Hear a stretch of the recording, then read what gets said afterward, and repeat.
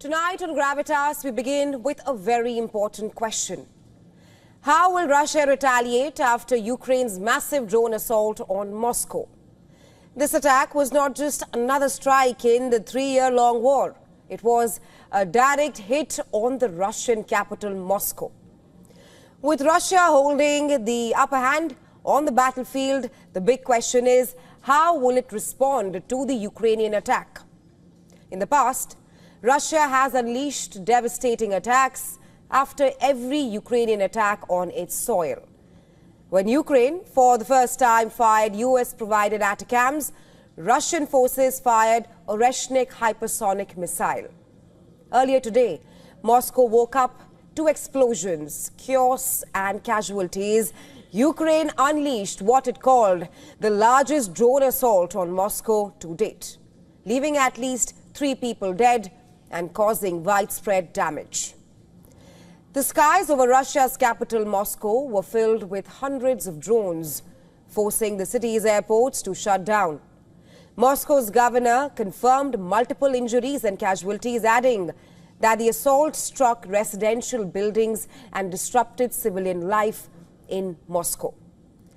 Russia's defense ministry said it intercepted and shot down 337 Ukrainian drones across different regions.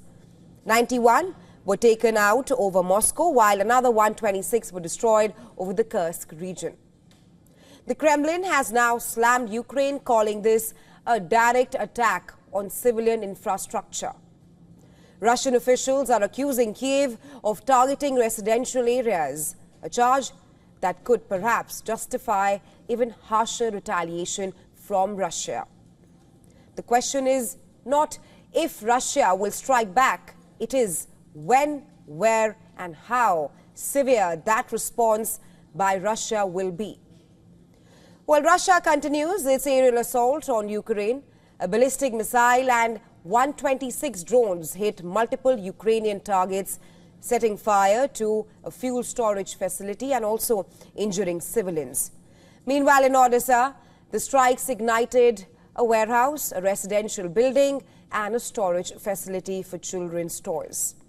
Now, Ukraine's attack comes at a very crucial moment. We say that because it comes before high-level negotiations between Ukrainian and US officials in Saudi Arabia. These talks aim to discuss a possible ceasefire with Russia. But could the drone assault by Ukraine on Moscow derail this? Or was it an intentional sabotage? Or was Ukraine simply sending a message?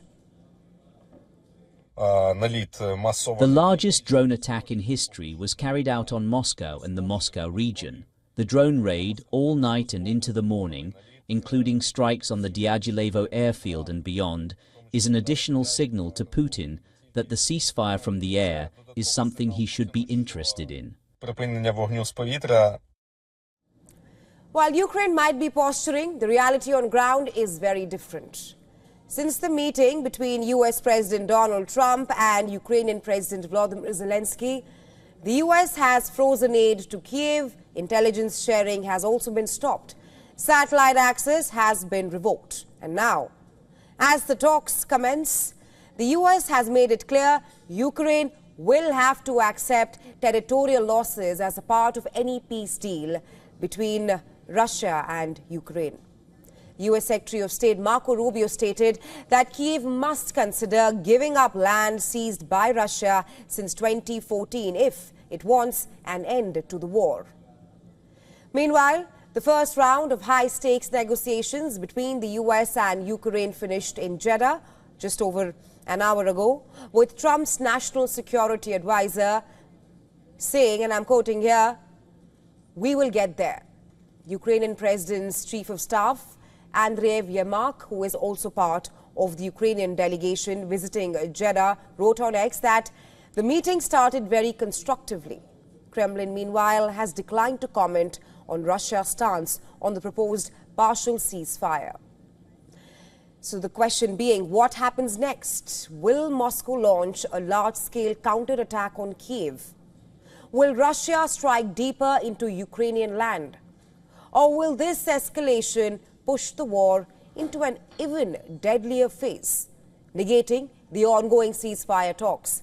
Because one thing is certain, Putin will not let Ukraine's drone assault go unanswered.